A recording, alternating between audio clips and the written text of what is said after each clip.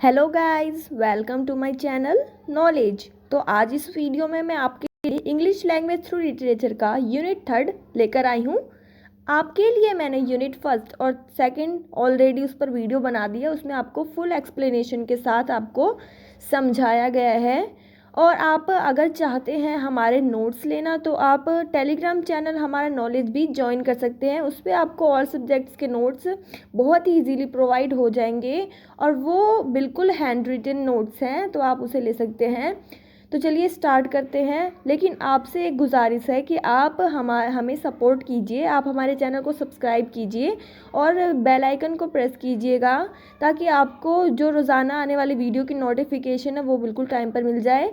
और आप हमारे जो वीडियोस आती है उसे अपने फ्रेंड्स के साथ शेयर ज़रूर करते रहिएगा साथ के साथ। और वीडियो को लाइक कर सकते हैं आप अगर आपको पसंद आए तो चलिए स्टार्ट करते हैं। जो यूनिट 3 है उसका नाम है एक्सप्लोरिंग ड्रामा। तो ड्रामा जो है उसको एक्सप्लोर करके इस यूनिट में आपको समझाया गया है। जो ड्रामा है वो हमारे एंशिएंट टाइम से ही हमारे जो ऑल सब्जेक्ट्स है उसमें कहीं ना कहीं देखने के लिए मिल जाता है। ड्रामा जो है वो हमारे जो एक तरीके से एजुकेशन का एक पार्ट है, बहुत ही इम्पोर्टेंट। तो हमें आज इस यूनिट में इसी को पढ़ना है, drama. Badal Sircar, beyond the land of Hattamala and scandal in fairyland. तो आप इसको पढ़ेंगे।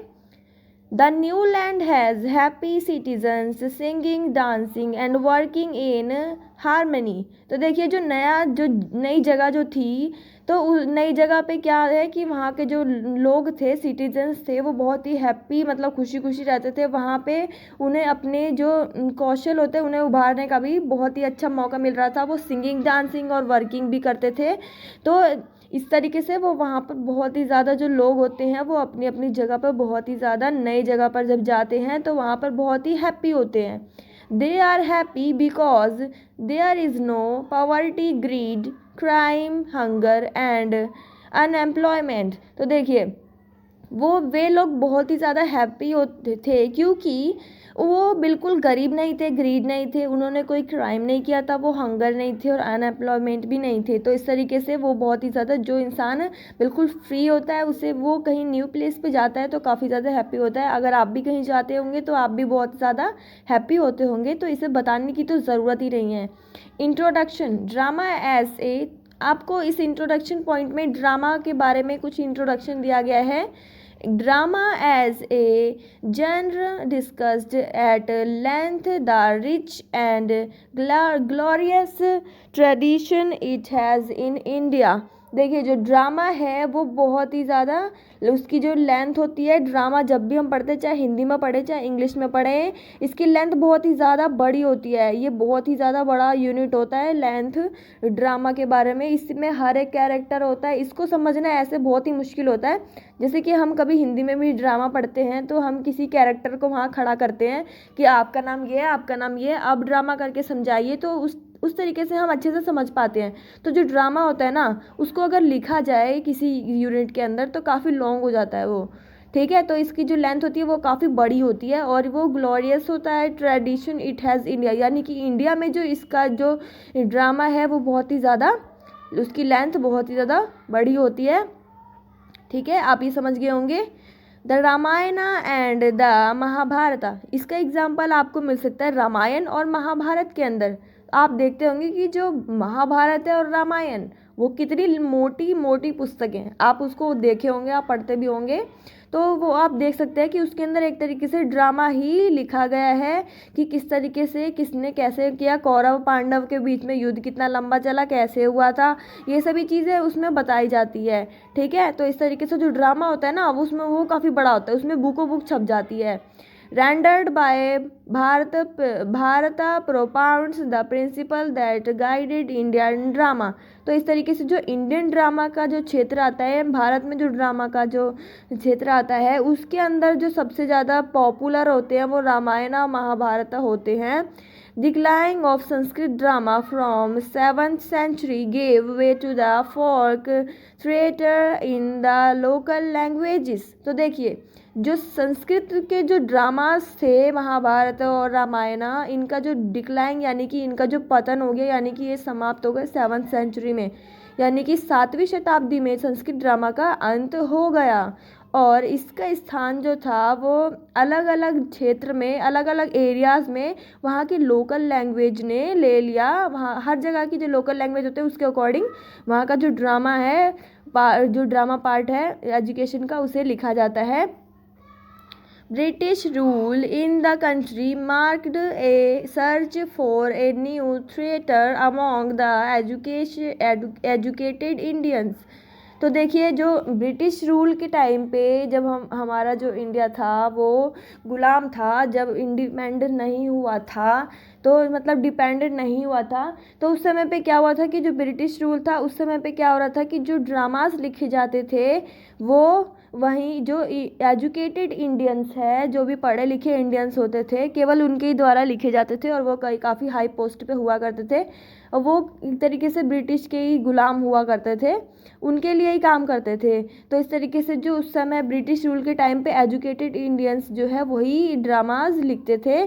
The Indian English playwrights and grouped into two broad selection, the pre independent phase and the post independence phase. तो देखिए, जो इंडियन इंग्लिश प्ले राइट है, यानी कि जब हम देखते हैं कि जो हमारा जो इंडियन में जो मतलब भारतीय जो इंग्लिश का इतिहास है उसमें देखते हैं तो जो एक दो तरीके से हमें दो पार्ट मिलते हैं।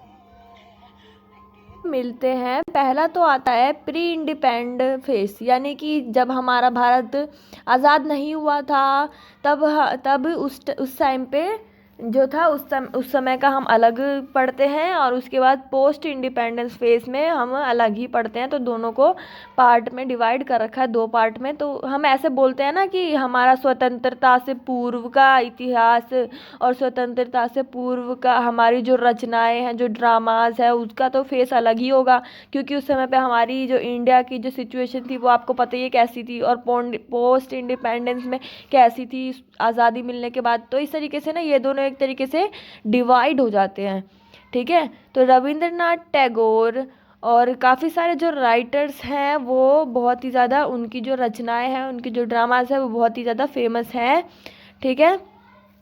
आसिफ करी बॉय, गिरीश कर्नाड, विजय, ऐसे बहुत सारे जो मतलब कि राइटर हैं, इनके नाम है लिखे हुए हैं।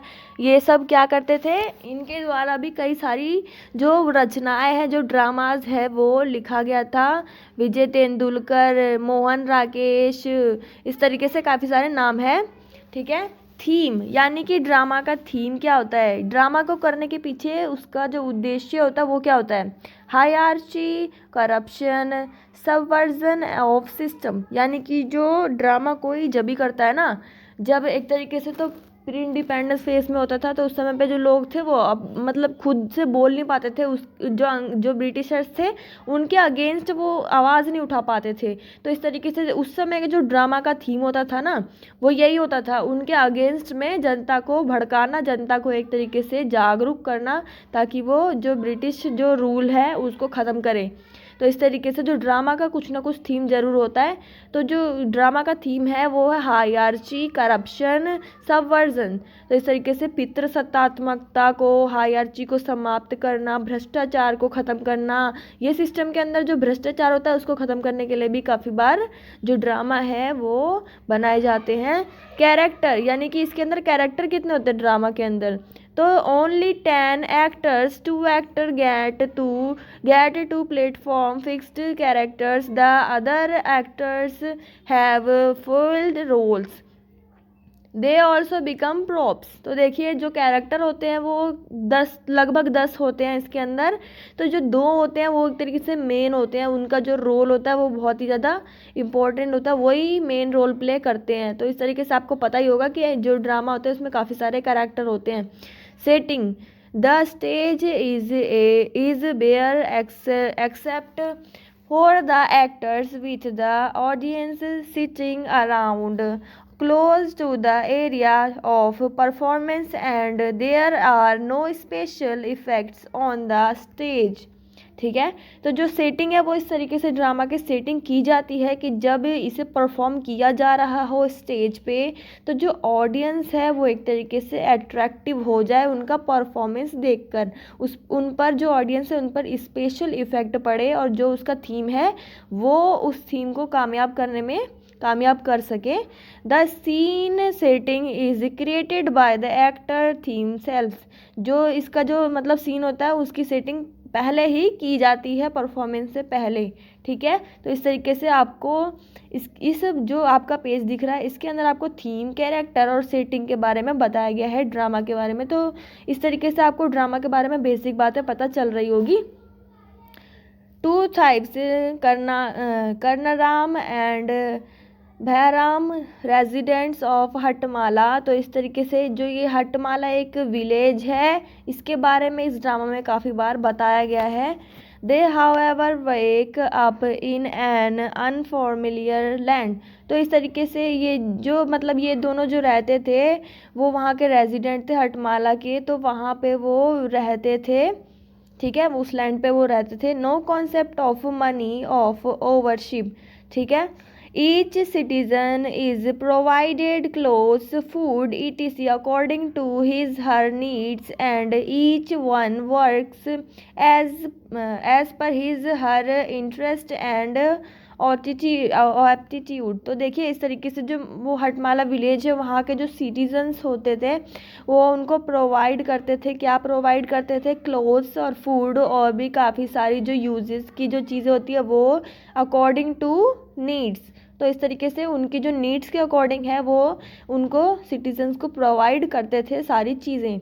No concept of hierarchical of labour of things. तो इस तरीके से इनका जो कॉन्सेप्ट है वो ज़्यादा देखने के लिए नहीं मिलता लेबर के, और मतलब कि थिंग्स मतलब कि जो लेबर लाइफ में इनका बहुत ही ज़्यादा अहम रोल था, ये ज़्यादा फोकस उन पर करते थे जो लेबर्स होते थे गरीब। A truly egalitarian society, the society we live in based on hierarchical structures। तो इस तरीके से ये जो मतलब कि ये जो इनका जो ड्रामा था वो सोसाइटी में जो हायरार्चिकल प्रोसेस था यानी कि सत्तात्मकता जो थी उस स्ट्रक्चर के अकॉर्डिंग बना हुआ था, full of divisions and differences based on wealth, caste, class and religions. तो इस तरीके से जो मतलब कि जो वहाँ की जो सोसाइटी थी उसमें किस तरीके से डिविजन्स जो थे वो डिवाइड हो रखे थे, वर्ग डिवाइड हो रखे थे, और जो लोग थे उनके बीच में असमानताएं थी, डिफरेंसेस थे किसके बेस पर, वेल्थ के, संपत्ति, और कास्ट यानी कि जाति, क्लास वर्ग, एंड रिलीजन यानी कि धर्म। इन सब की चीज़ के आधार पर जो सोसाइटी थी उसमें डिफरेंसेस हुआ करते थे, डिविजन्स हुआ करते थे। The new land has happy citizens singing, dancing and working in harmony. They are happy because there is no poverty, greed, crime, hunger and unemployment। तो इस तरीके से जो लोग नई जगह पर जब गए उनको जब आज़ादी मिली तो इस तरीके से उनको काफ़ी सारे कौशल्स को निखारने का मौका मिला। सीन 1, तो इसमें काफ़ी सारे आपको सीन दिखाए गए हैं, आपकी बुक में भी ऐसे के एज इट इज़ आपको ऐसे ही देखने के लिए मिलेंगे। तो इसमें सीन 1 में आपको बताया गया हटमाला विलेज।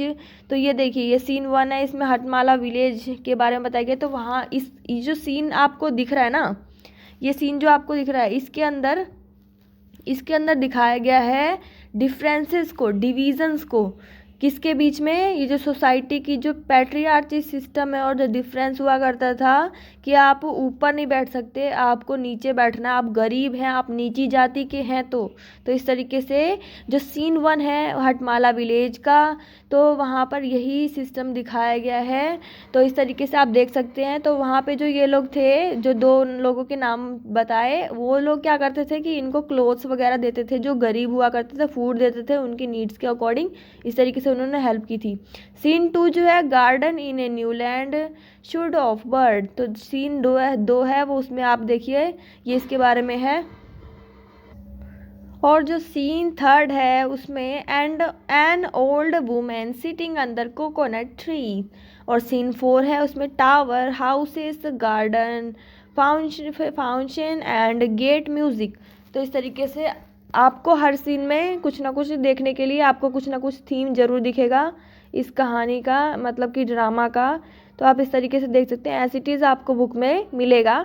तो चलिए, ये वीडियो में बस इतना ही। अगर आपको वीडियो पसंद आए तो लाइक कीजिएगा और अपने दोस्तों के साथ शेयर कीजिएगा।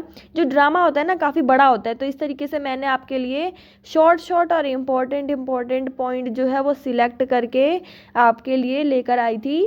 तो आपको अगर अच्छा लगे तो वीडियो को लाइक कीजिएगा और दोस्तों के साथ शेयर ज़रूर कीजिएगा। और आप हमारा जो मतलब मोटिवेशन है उसको बढ़ाने के लिए हमारे चैनल को सब्सक्राइब ज़रूर कीजिएगा। तो चलिए मिलते हैं नेक्स्ट वीडियो में। जब तक के लिए जय हिंद, जय भारत।